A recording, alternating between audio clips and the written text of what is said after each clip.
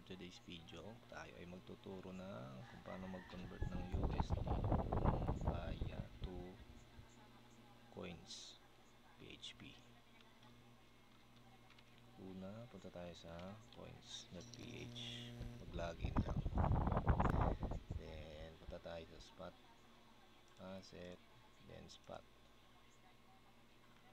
Then, type natin dito sa search coin yung USDT. Yan.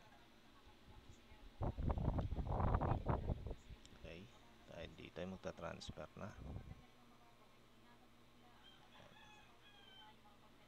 Then, address.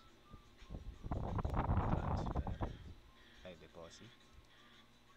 Scan natin. Pagka-scan ay box na natin. Dapat meron tayong kaya na coin.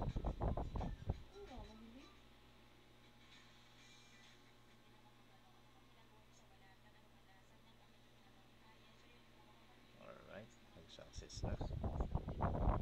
Tingnan natin sa coins. Yun, pumasok na. Ay ating dineposit. Convert lang natin ng PHP. Like rin natin. And, oy, 60. Yun, kailangan 60 pesos above yung minimum bago mag-convert. Then all goods na pagka na-convert mo na.